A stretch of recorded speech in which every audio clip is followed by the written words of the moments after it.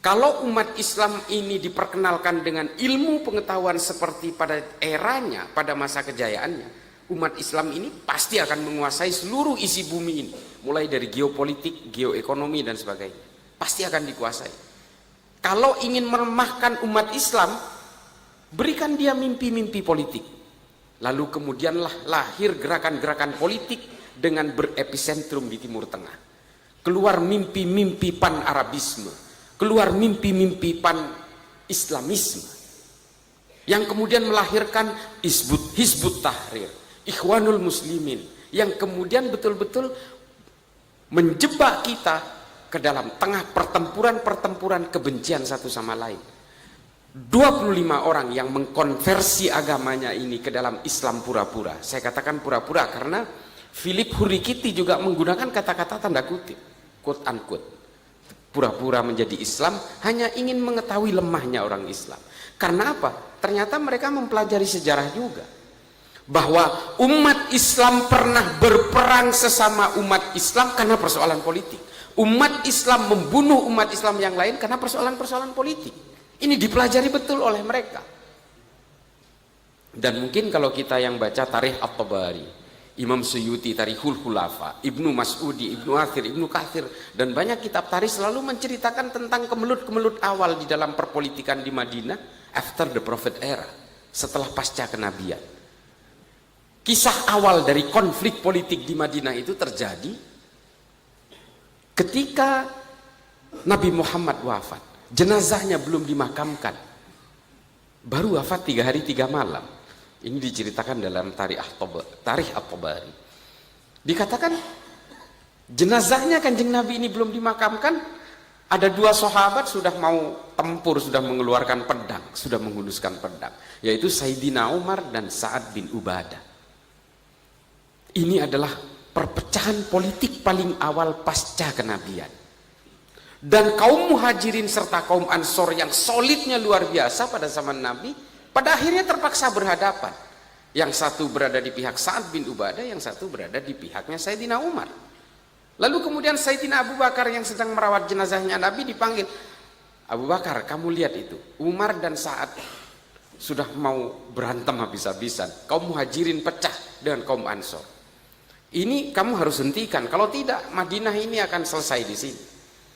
Lalu kemudian Sayyidina Abu Bakar datang mendamaikan mereka, lalu kemudian berkeputusan awal di Madinah bahwa ini harus diputuskan secara aklamasi, kita ambil jalan tengah, middle pathway istilahnya kalau di dalam buku-buku sejarah orientalis. Diambil jalan tengah, diputuskan Sayyidina Abu Bakar menjadi penggantinya Nabi. Hanya karena satu clue saja, satu tanda-tanda saja bahwa Nabi pernah mengendorse, mewakilkan menjadi imam masjid kepada Sayyidina Abu Bakar ketika Nabi sedang sakit. Hanya ini tanda-tandanya. Tidak ada tanda-tanda bahwa Nabi mewariskan suksesi penggantinya siapa, apalagi soal sistem politik.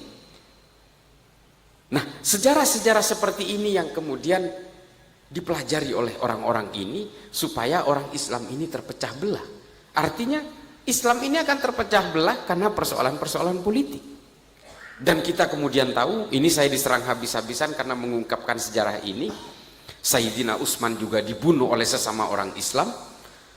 Kalau di dalam kitab-kitab sejarah itu dikatakan pembunuhnya adalah Muhammad bin Abu Bakar, anaknya Sayyidina Abu Bakar, yang kecewa karena tidak jadi dilantik menjadi gubernur Mesir. Ini juga saya dibantah, tapi sayangnya referensi yang dibantahkan ke saya itu justru kitab sejarah yang muncul belakangan, sesudah Tarikh At-Tabari. Menurut saya lemah, karena yang lebih dulu mengatakan Muhammad bin Abu Bakar, dia kecewa karena tidak jadi dilantik menjadi gubernur Mesir, meskipun eksekutornya bukan Muhammad bin Abu Bakar, eksekutornya adalah Ahmar, orang Mesir. Memegang jenggot Sayyidina Utsman, lalu Sayyidina Utsman berkata, saya nggak percaya kamu akan membunuh saya. Anak sahabat terbaik saya akan membunuh sahabat dari bapaknya sendiri, saya nggak percaya. Tapi kemudian dilepas jenggotnya, ini menurut Tarikhul Khulafa, Imam Suyuti, dilepas jenggotnya, lalu kemudian berbisik kepada Ammar, Ammar kamu selesaikan dia.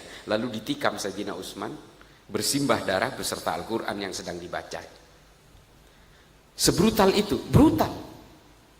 Pembunuhan itu sungguh brutal sekali. Sesama orang Islam, Sayyidina Utsman dipersekusi, dikepung 30 hari 30 malam, bahkan Sayyidina Ali tidak sanggup menyelamatkan. Sayyidina Ali hanya bisa menyelamatkan Sayyidina Utsman yang berusaha dibiarkan kehausan, tidak disuplai air.